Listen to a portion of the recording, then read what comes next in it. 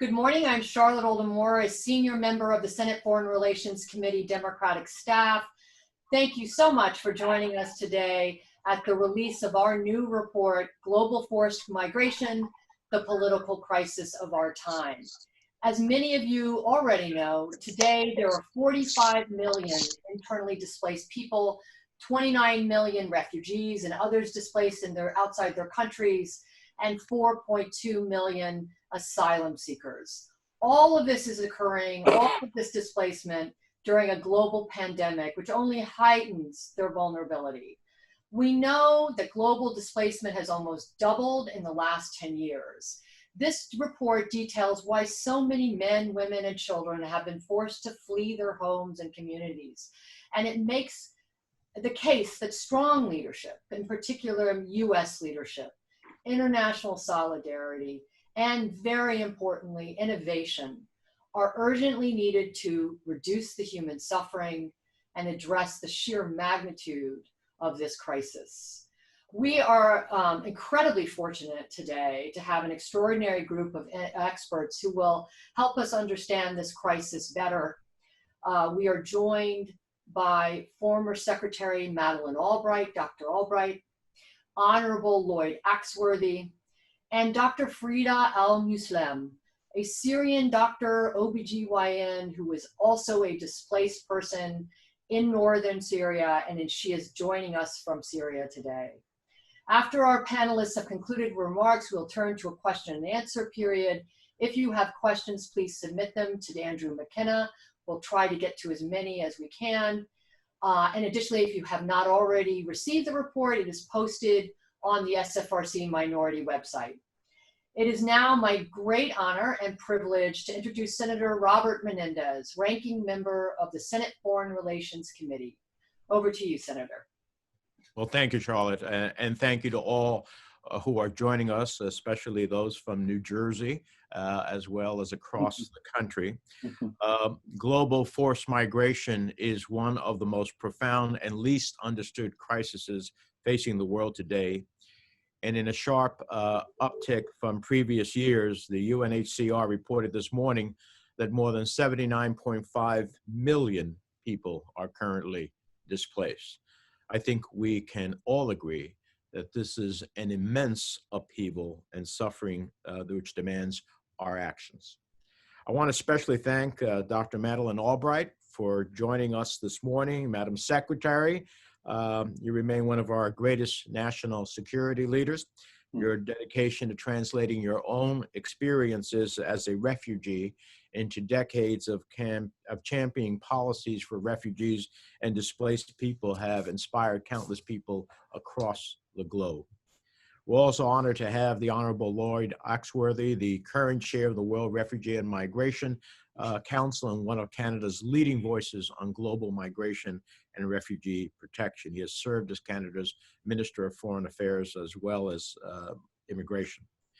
And finally, Dr. Farida Almuslem, who joins us from northern Syria. She is a Syrian physician, the director of the Adana Maternity and Children's Hospital in northern Syria. And throughout the Syrian conflict, she has risked her life in order to care for her patients. Dr. Farida was the last OBGYN in the besieged city of Aleppo, operating under constant bombardment of her hospitals with chemical weapons attacks. After being forced to flee her home, Dr. Farida, her husband, and her young daughter settled in the Idlib region of Syria, only for finding themselves finding them to displace them once again this year. And today, Dr. Farida continues to work in northern Syria, where forced displacement has more than doubled due to forced displacement. So it's a pleasure to have you all this morning. Let me turn to the report. This report is a call to action. The United States must reassert its global and moral leadership to address this crisis, giving the urgent plight of millions of people forced to flee their homes due to conflict, violence, persecution, and severe climate-related events. The COVID-19 pandemic has only exacerbated this urgency, with forced migrants at even greater risk as they often live in extreme poverty, in overcrowded settings, lacking access to basic health care or good sanitation. But first, let's take a step back. Conflict and violence today are driving an unprecedented number of people from their homes and forcing them to live decades in displacement. Tragically, part of the reason more civilians are fleeing and dying in today's conflicts is because brutal perpetrators of violence increasingly and devastatingly target non-military assets. State actors like Russia and the Syrian regime actively target civilians, viciously eschewing humanitarian laws designed to protect civilians during conflict. Their intentional destruction of critical civilian infrastructure, including hospitals, markets, clinics, and schools, devastatingly increases the number of people who suffer as well. Moreover, non-state actors, including terrorists in the Sahel and violent gangs in Central America, also threaten, terrorize, and kill ordinary people, driving even more waves of mass displacement across the globe. Beyond the systemized violence, other drivers of forced migrations, including generalized violence, severe climate-related events such as droughts, floodings, extreme weather, and rising sea levels, show no sign of abating. So let me give a snapshot of what you probably already know. More than 31 million children were displaced last year as refugees, asylum seekers, and IDPs. The brutality of the Syrian conflict has displaced over 10 million men, women, and children. The greed and viciousness of Nicolas Maduro's regime has decimated Venezuela and forced over 4.6 million Venezuelans to flee, the largest exodus in Latin America in recent history, accounting for the largest influx in the United States of asylum seekers. Violence, extreme food insecurity, and disease outbreak in Burundi have forced hundreds of thousands of people to shelter in overcrowded, destitute camps in neighboring countries. Simply put, the international community's response has been woefully inadequate to address the enormity of this crisis. We have failed to address the underlying drivers of violence, instability, and resource scarcity that drive people to flee. International organizations and countries that host refugees are simply struggling on the tremendous need to protect the most vulnerable and find durable solutions. More than ever, we need U.S. leadership to foster and catalyze a global coalition to address this crisis. The United States was founded on the hopes and dreams of those fleeing violence, persecution, and oppression, those simply seeking a better lives for their families. We have historically put that narrative into practice, welcoming desperate people with open arms, from European Jews during World War II, to Indo-Chinese boat people, to Kosovo victims of ethnic cleansing. It has reinforced our reputation as a place of refuge. Many of those who originally came to the United States seeking protection have gone on to be some of our greatest national gems, artists, innovators, public servants, and yes, even representatives of the United States government. The Trump administration, however, has abandoned this proud history, abdicating U.S. leadership and undermining a global response. Despite our collective efforts, President Trump has nearly destroyed our nation's asylum system, refugee resettlement program, and other protections to people fleeing for their lives. Refugees from Muslim-majority countries, including those fleeing atrocities in Syria, have been barred. Small children have been forcibly separated from their families and held in detention centers. Asylum seekers fleeing violence and threats to their lives have been returned by our government to dangerous border encampments in Mexico. There, they must wait in squalid open-air camps waiting for decisions on their applications, which may take months or even years. The United States was built on the hopes and dreams of those fleeing persecution and oppression, to those seeking better lives for themselves and their families. The values and moral compass that embrace these individuals and shown as a beacon of freedom have made this country great. In times of crisis, the United States traditionally assured global leadership through these values that have made this country so successful. That leadership served as an important, uniting, and motivating voice in the face of tremendous international challenges. Against this challenging landscape, I commissioned this new report by the Senate Foreign Relations Committee Democratic staff to assess and document the latest challenges posed by the global forced migration crisis. The report lays bare the facts of today's crisis, the drivers of displacement, the international community's response, and the current administration's handling of the crisis. It describes a global forced migration crisis that is, at its crux, a political crisis requiring political solutions. It calls for strong, courageous, and compassionate political leadership. It underlines the need for governments to both confront the drivers of forced migration today, as well as help the large numbers of people living for decades in displacement. It also makes clear the critical role that innovation must play in addressing the magnitude of the crisis. I want to thank Charlotte Oldham Moore of my staff who traveled to Bangladesh, Mexico, Ethiopia, Colombia to research and write the report. And I also want to thank the many Senate Foreign Relations Committee staff who worked on this significant document. So how can we deliver that change? Our report includes more than 30 recommendations, and I'll highlight just a few. First and foremost, the U.S. must make a dramatic course correction and lead a global response to address the world's forced migration crisis. We know forced migration will fuel future destabilization if not addressed correctly. Our government must pursue protection for forced migrants worldwide. We must ensure that protections afforded to refugees, individually displaced persons, and other forced migrants by international and national laws are upheld within, at, and outside our borders. The U.S. government must also champion respect for international humanitarian law and engage more in the hard work of resolving conflicts, which is a primary driver of forced migration. To this end, the Departments of State and Defense should ensure that military assistance, such as arms sales, military training, and other defense services, is contingent on adherence to international humanitarian law. The United States needs to restore the U.S. Refugee Resettlement Program, which is a national treasure, and create complementary pathways for protection. We have to end the Trump administration's disastrous policies towards forced migrants, including the Remain in Mexico policy and the Safe Third Country agreements. The United Nations must do more to enforce international humanitarian law and improve protections for forced migrants. The UN's role in responding to and alleviating the forced migration crisis has never been more important. The UN must use all of its tools, including boards of inquiry, commissions of inquiry, and the International Court of Justice, to enforce international law and end rampant impunity by publishing findings and identifying perpetrators of violations of international law. The UN Secretary General should also call on host countries to incorporate forced migrant populations into their national action plans and promote greater awareness and better responses for IDPs, a large group of vulnerable people who have largely been ignored by the international community. And finally, innovation must be supported and scaled up.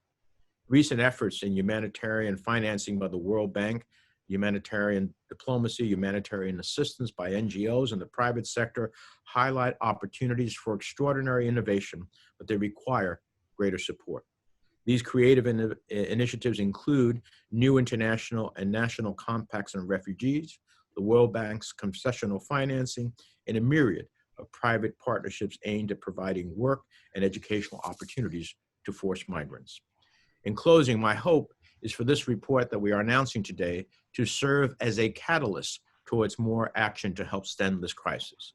Without an ally in the White House, we need to build a bipartisan sense of urgency in Congress for renewed efforts to reform our domestic policies and international work relating to migration. Ignoring the plight of millions of forced migrants worldwide will only ensure that our future, the world's and the United States, will be far less secure and far bleaker. As the world grapples with global crisis, we must come together in global solidarity and remember those among us who have experienced the utmost dangers and require protection. Let that be our task. Let it be our goal. As we take up this charge, I look forward to working with all of you every step of the way to realize those goals. With that, it's a great honor to introduce Dr. Madeleine Albright. In 1997, Dr. Albright was named the first female Secretary of State and became at that time the highest ranking woman in the history of the United States government. As Secretary of State, Dr. Albright reinforced America's alliances advocated for democracy and human rights, and promoted American trade, labor, and environmental standards abroad. Dr. Albright served as the U.S. ambassador to the United Nations and was a member of the President's cabinet. She received the Presidential Medal of Freedom, the nation's highest civilian honor from President Obama in 2012. In addition, many forget that this extraordinary woman was also a refugee. She was actually a refugee twice. First, when her family fled Czechoslovakia after the Nazis consumed the country in 1939, and then again after 1948, when the Communist Party of Czechoslovakia took over the government with support from the Soviet Union. It's my high honor to present to you Dr. Madeleine Albright. Thank you very much, Senator Menendez, and thank you so much for what you are doing and your whole role in this. I really commend you for releasing this comprehensive and timely report and for your charge on this and your interest in it. I'm honored to appear on this distinguished panel with Dr. Almuslem and Minister Axworthy, who has been a very close partner on a variety of diplomatic and humanitarian initiatives. We have done a lot of things together, and I'm very proud to call him my friend. I also want to recognize your outstanding team, especially Jessica Lewis and Charlotte Oldham Moore, for all the work to support your leadership in responding to this global forced migration crisis. The first article of the Constitution is one that gives power to Congress. And I have always considered Congress's role essential in our democracy. And we are definitely living in an Article 1 time. And I thank you very much for taking on this challenge. My own commitment to this issue, as you mentioned, is based on my experiences as UN Ambassador and Secretary of State and my current career as a global busybody. But like you, Senator Menendez, I also draw on my own family's story to understand the challenges facing refugees and the difference American leadership can make. My earliest memories in life are from London, where my family arrived in 1939 as refugees from the Nazi invasion of our native Czechoslovakia.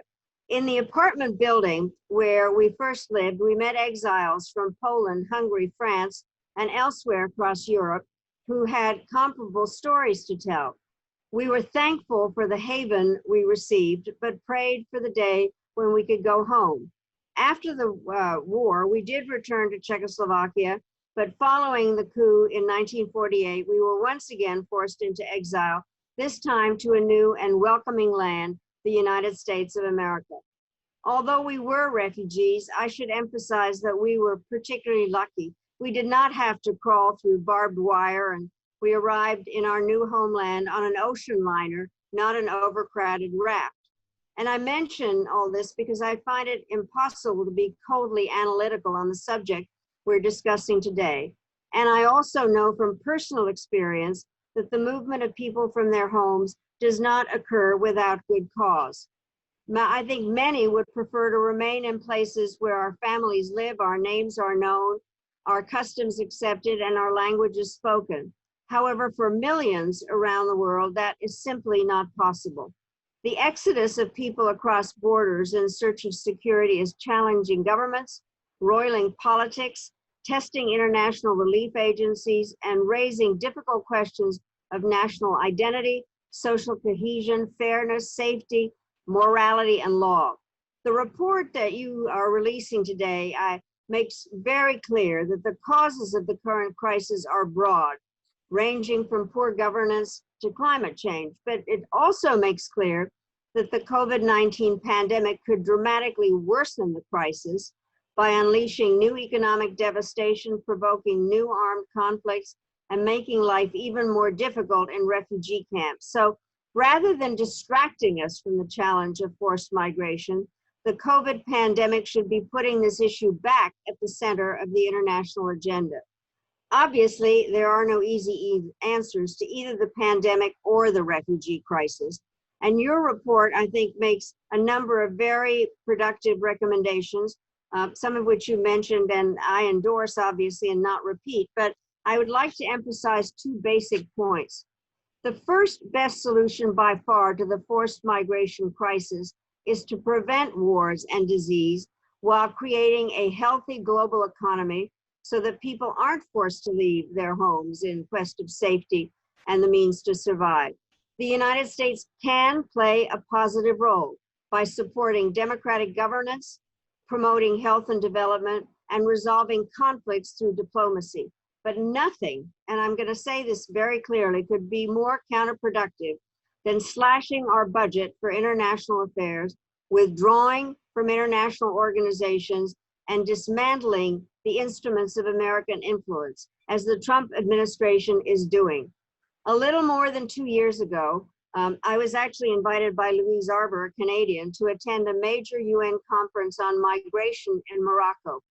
While delivering my remarks from the dais, I looked out at a busy hall and saw that the seat marked United States was literally empty. Our country is AWOL. The second point I would like to make is that the situation is not helped when politicians try to advance their careers by suggesting that most migrants are terrorists and rapists or carriers of disease, or that their families fleeing persecution and war are less than human. I find it shameful, and I know that you do as well. Senator Menendez, that under President Trump, the United States is less welcoming to refugees than it has ever been. I don't have to tell you what it means to an individual, to a family, or to a racial, ethnic, or religious group to be told by the highest authorities that for you, there is no room. For you, there is no entitlement to dignity. For you, there is only a life of permanent danger, wandering, and exile. The United States of America is better than that. More than 35 years ago, when our country was besieged with requests for help by people fleeing unrest in Cuba, Haiti, Southeast Asia, a Republican president, Ronald Reagan, responded without hesitation, and I quote, "We shall continue America's tradition as a land that welcomes people from other countries. We shall also, with other countries, continue to share in the responsibility of welcoming and resettling those who flee oppression," unquote. Past Americans, presidents of both parties, have shown that the challenge of forced migration can be managed without either hardening our hearts or softening our brains.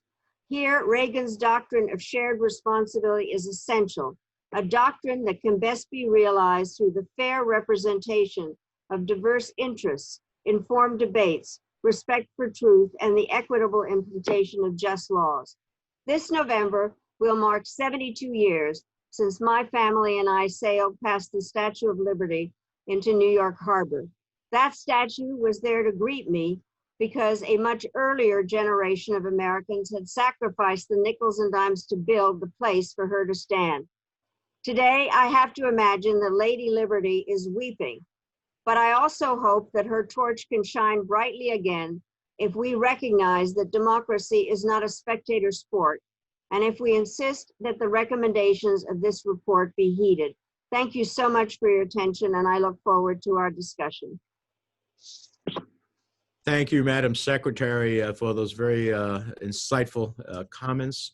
And I see that Lady Liberty is on your lapel, so very appropriate.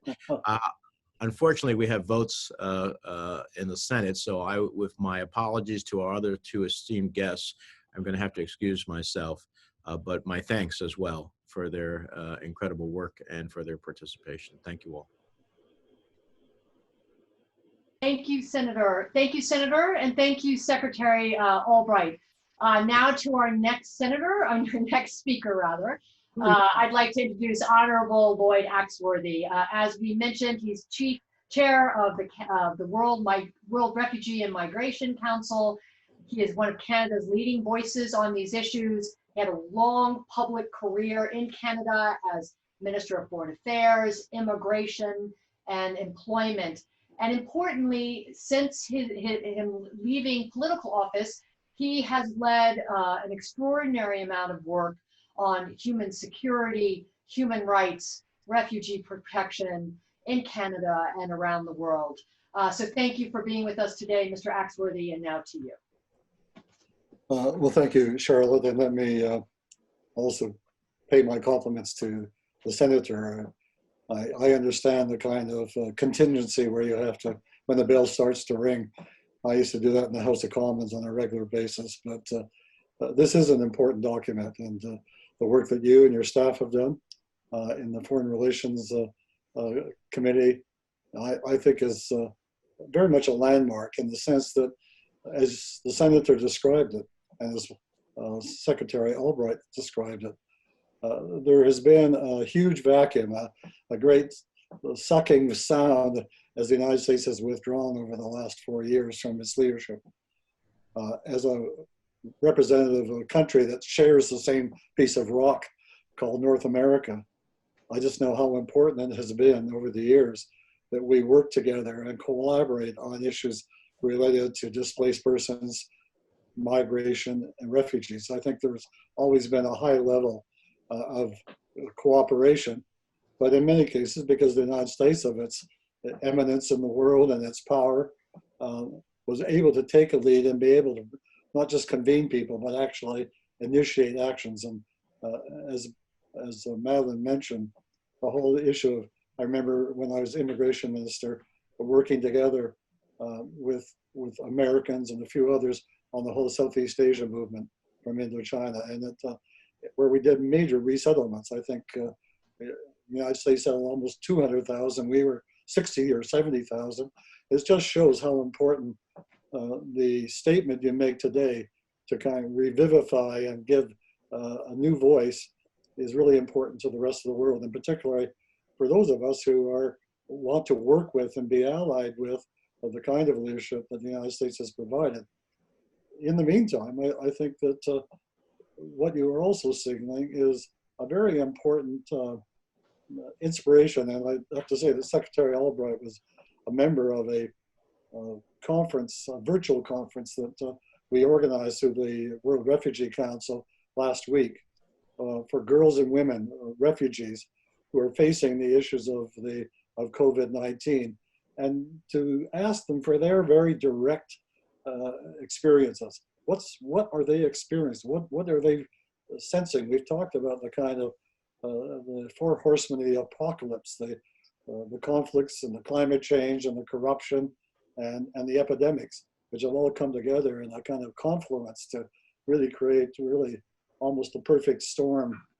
But what was inspiring about a meeting which involved some over 400 refugee women from around the world, and we just received a report this morning that we actually had an outreach of close to 20,000 women who had to come together. And what was really important about that experience was we realized that the strength and the ability and the capacity of women in the camps, in the refugee communities, to take some real responsibility for their own solutions.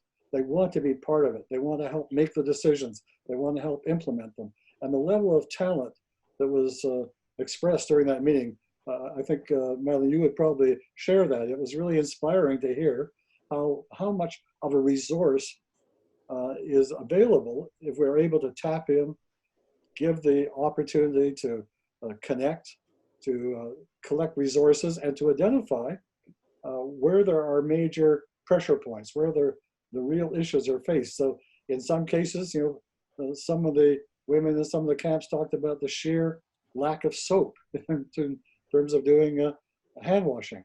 Others really talked about the huge economic impact, because one of the fundamental strategies at work is in where there are large concentrations in host countries. The idea is to enable them to become more economically and socially integrated with the surrounding communities. So they're not seen as outliers or sort of isolated, they're actually integrated into the life. Well, now that the drawbridges are being pulled up, governments are kind of, through the COVID crisis, wanting to protect their people, but oftentimes the ones they're forgetting are those who are the most vulnerable, who have no government giving them a voice, no government representing their views. And in a seminar that Secretary Albright organized about a month ago through the Aspen Institute, which she chairs an interesting group called Madeleine Albright and the ex-MINs. It's a group of former foreign ministers We are prepared to go on the road, by the way, whenever the opportunity arises. But they had two important speakers, one who had worked in the Obama administration and the Ebola crisis. And what he cautioned about is that as we try to move towards solutions, so finding vaccines and treatments, there's a real effort going on to almost become mercantile. The countries are going to want to kind of monopolize these and use them for their own purposes. And who's left out on that? It's the people at the end of the queue. And those are primarily women and girls who simply are not given that full opportunity. And the idea of empowerment, of trying to find ways of enabling the women and girls who want to and can take leadership was strongly and proudly expressed. So one of the things I'd like to kind of put on the table for your consideration as you move forward to next steps coming out of your report, because it's very much within that, the body of your report, is to find ways of using the new technologies. I mean, just like we're doing today through Zoom, to use the new technologies of virtual connections to begin to find a much different way for inclusion, participation, and involvement. In our case, we were focusing very much on the opportunity for refugee women and girls to become part of the dialogue and discussion and the decision making about how we come to grips. Because in each case, there's differences. The DAB cap in Kenya is very different from the Zahari cap in Jordan, or certainly different from what's happening in Colombia with Venezuelan refugees, or displaced persons coming in.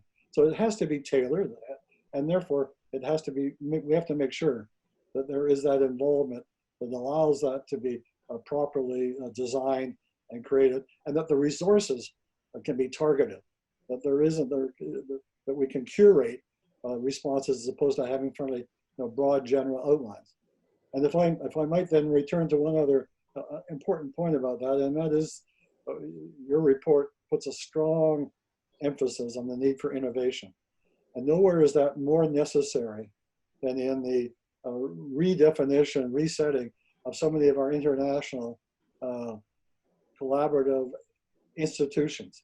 The UNHCR is doing an amazing job. You're dealing with close to 4 million displaced persons and refugees along the way. But you realize that the definition of a refugee goes back to 1950. It hasn't really been much updated. There's no particular legal protection or statute for displaced persons. There's no way in which the financing, there was a report that came out this morning from UNHCR, is that the pledges, the voluntary contributions are only being raised to a point of 30 or 40%. There's got to be some new financing issues. And so what I will leave with you is an offer through the World Refugee Council. We're working on things about how do we convert a lot of frozen assets, which amount to 10 or $20 billion a year by terrible men who kind of develop their own piggy banks to seize those assets and redirect them towards displaced migrants and refugees. That would be if the United States and through your Senate committee could become part of a coalition around that idea of punishing those who are victimizing the migrants, causing the issues, and finding a way of returning large amounts of sums back into the communities so that the victims actually become sort of enabled and helped and empowered to make those decisions. So with that, I'll close. There's a lot of other things I think we have a chance of innovative ideas that I think would be important. And I thank you very much for the invitation to join you and the senator and the secretary and the doctor in what I think hopefully will be a discussion that will broaden out its reach and involve a lot more people and get them connected to what is the senator described a major crisis of our time.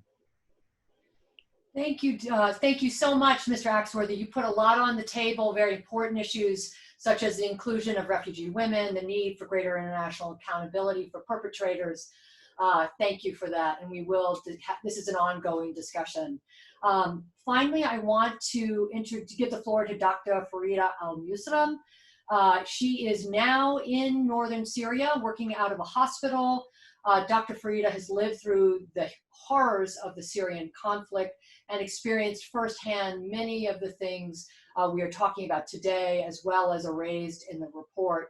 She is a Syrian physician. She works for the Syrian American Medical Society and is the director of the Adana Maternity and Children's Hospital in northern Aleppo. And she is a trained OBGYN. She's an extraordinary woman. We are so honored to have her, and it's really a treat of this technology that you can be talking to us in the US Senate today and to the hundreds of people on this program right now. So thank you. Dr. Farida, please go ahead. Thank you, Charlotte, and thank you for everyone. I'm just going to talk about my experience and about my what's happened with me inside Syria and about the war. First thing, I just give you focus about my life. All my life was in Aleppo. I born in Aleppo. I studied in Aleppo. My college was in Aleppo. And suddenly, when there was a revolution, everything was changed. I was a doctor. I had a home. I had everything, and suddenly everything was changed. When we said we want our freedom, the regime said no, and the regime started to shoot everyone who was in demonstrations. My hospital in Aleppo had been bombed many times. I was in a hospital, it's called M2. And that hospital, the location of that hospital was well known to the regime.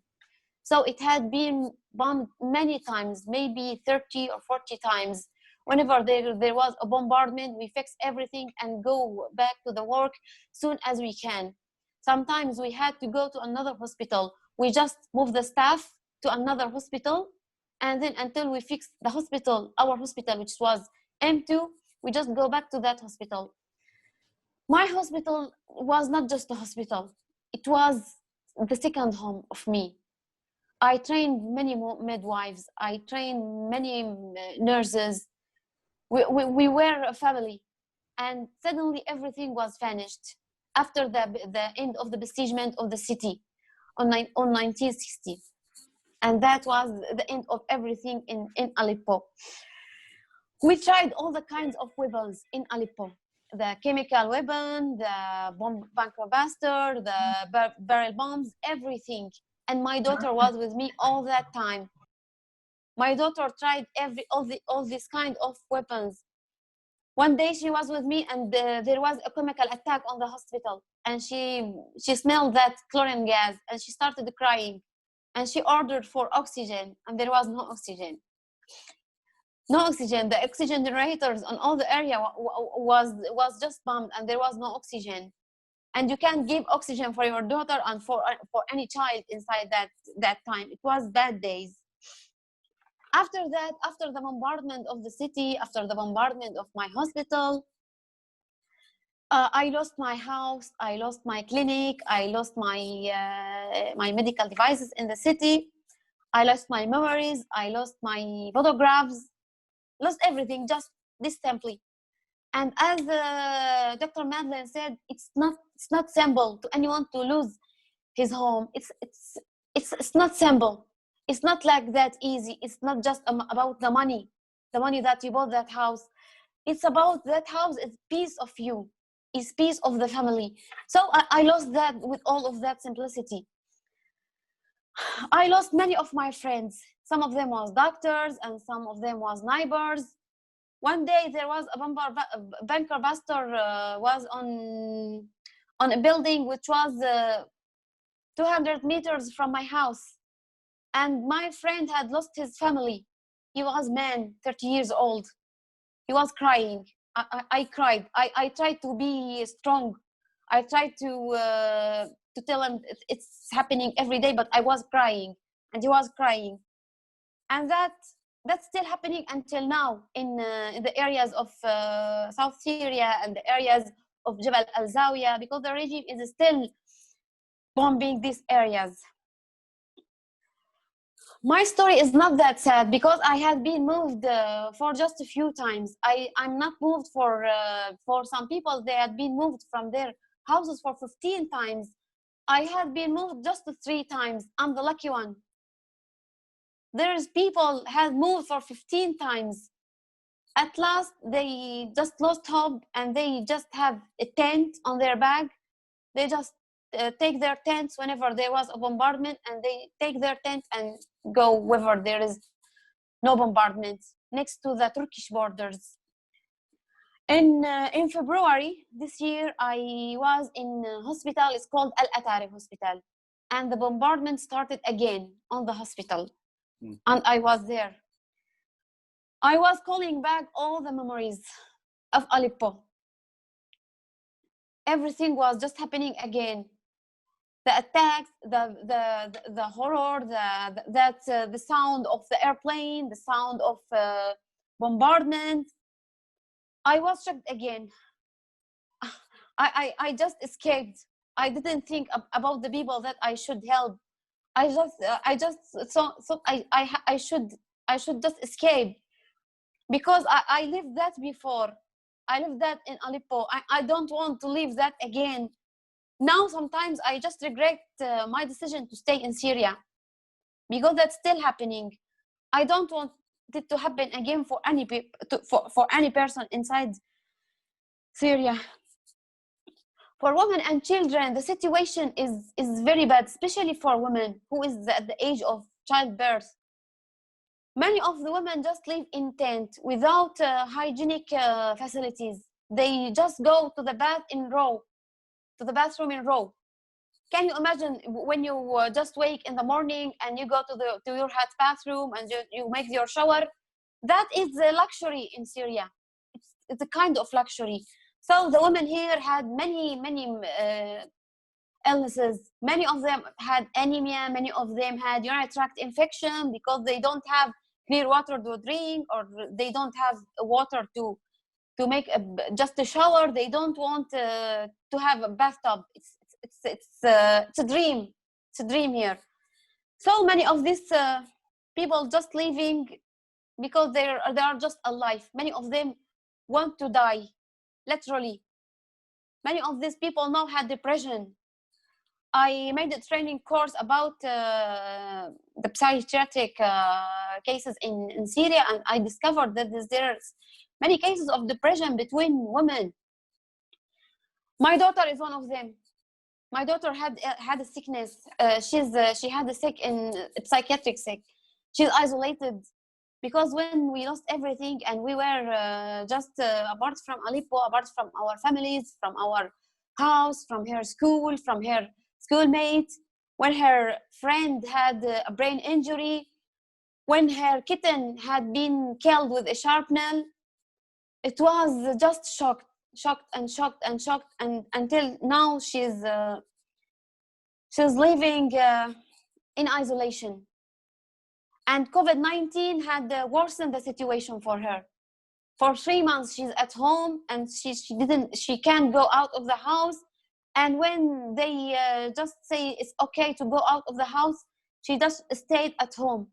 She said, I don't have friends, I don't have family, I don't have school, I have nothing. So she is now just at home. And that's happening for many of children in Syria, without school, without education. I know this is very bad for my daughter, and it's very bad for the children in Syria. They don't have schools. It's not just about the school. The infrastructure in Syria, there's no infrastructure, there's no schools. And I saw many cases of children who's been died in holes, in draining holes, in the camp between the tents. Since 1 month, there's a woman, she just hold her daughter. She was 3 years old. She was dead because she dropped in a hole between that tents. Now that's still happening and happening.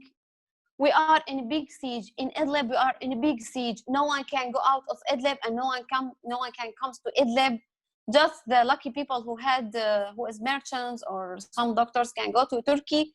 So we are living under a big besiegement. So we are lucky for that because there is no cases of COVID-19. But the problem is, if any case of COVID-19 happened in Syria, in Idlib, it will be a disaster because there's no centers for to deal with the cases of COVID-19. There's 2 centers, and one of them is supported by SAMS, but number of that beds for ICU, for isolation ICU, is just 22 beds, and we are 4.5 million population in Idlib. So if there was a pandemic for COVID-19 in Idlib, it will be a disaster, literally. So we hope that this will never happen again, and we hope that there is, for many of these people, just want to be refugees in the other countries, but there is no refugees resettlement for Syrian people. We hope that the people of the world decision makers can help the Syrians. We hope that the tragic will not happen again and again, and it's now is happening in some areas on Syria, because we didn't trust the regime, we didn't trust the Russians, and we just they just gave promises, and we know that the promises is just promise. So thank you. Dr. Farida, thank you so much. That you and millions of your fellow citizens that suffered so grievously is wholly unacceptable. I'm sorry. Anyway, may I, Secretary Albright, do you have anything to say or comments? And then we'll turn to Q&A. We only have a few minutes left. I have to say that was the most moving testimonial to the horrors of this, in terms of a remarkable woman and the things that happen. And so I am honored to have listened to you, and more determined than ever with a friend like Lloyd Axworthy for us to really be trying to make a difference here. And with this report, which I think is so important, and the Senator and all of you that have worked on this, we need to make a difference. We need, if we are who we are and have any morals at all, we have to make a difference. Thank you. Thank you. Thank you for your help and being with Syrians. Honorable Axworthy, do you have we were going to have a Q&A piece, but I'm not sure we're going to have time, unfortunately. No, I'd just like to really underline the comments Madeline just made about Dr. Farida's testimony. As I said earlier, what's remarkable is the degree of resilience and strength and commitment that's being expressed by women around the world on this issue. I mean, usually we talk about refugees and displaced persons as those who are kind of, that we have to be helping.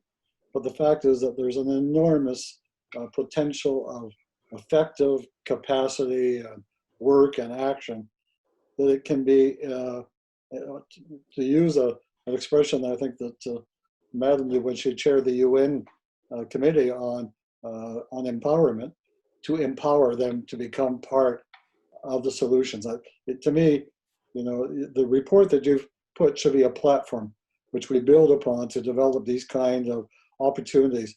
And the kind of testimony we just heard this morning is one that has to be heard by thousands of, hundreds of thousands of people who realize that this is not something that is a kind of an agenda item on a paralyzed Security Council. It's something that affects every one of us. It's something that affects who we are, our moral commitment, but it also has, without a question of a doubt, a major impact. You know the old saying about how a butterfly's wings can create a tornado? Well, I think the power of women's voices right now can create a very major political change in our international system. And the time has come to do it. Just as you see the protests taking place around the issue of police brutality, I think the issue of making sure that women are given their proper, effective role in this crucial issue. I know it sounds crazy, but it's also an opportunity for them to be able to show just how important and significant and a resource, a talent, a capacity to tap into. And therefore, I think it becomes really a question of how do we support that kind of reach and that kind of commitment. So thank you very much for the opportunity, and I look forward to continuing my friendship and collaboration with the Secretary Someday we'll tell you a story about how we both given up eating salmon because we had to negotiate a salmon treaty between our two countries, and we've never been able to quite face a salmon in the face after that. So. Thank you, Doctor. Thank you, Mr. Axworthy. Thank you so much. And Dr. Farida, you brought the house down. Your voice is extraordinary. But just quickly, we don't have time for questions, but I do want to ask you before we wrap up, just 2 minutes from you. What is your next plan? I know you're displaced. You may be on the move again. Talk to us a little bit about what you're going to be doing in the coming days.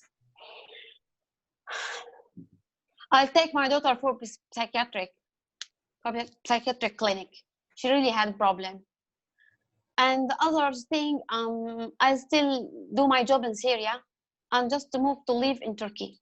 That's my plan for the coming days.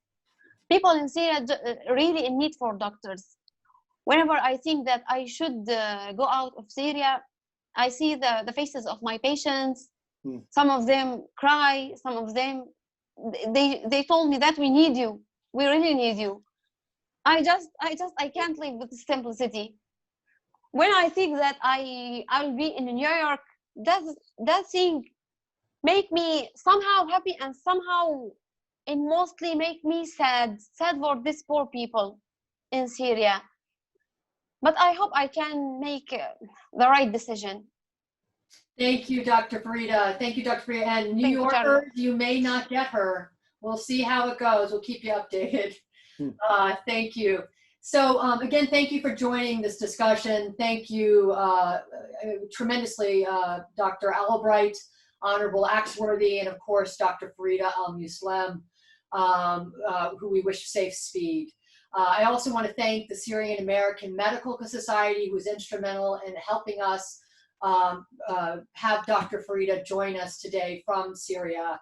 And finally, I want to thank all of our partners and those who contributed valuable insights into the drafting of the report. I hope you guys all of you will have an opportunity to read it. It's on our website. We want to hear your views. A lot of people may have problems with it. We want to hear that. We want to hear the good and the bad. Finally, I want to thank my colleagues who did extraordinary work on this, Marissa Lowe and Andrew McKenna, as well as Megan McKenna and the whole reports team, and also Dennis McDonough and Nazanin Ash, who gave us great insight in the final drafts. Again, thank you everybody for participating today. It's been a tremendous honor, and I hope you have a wonderful rest of your week. Thank you. Thank you, Sharon. Thank you very much. Thank you. Thank you. Thank you.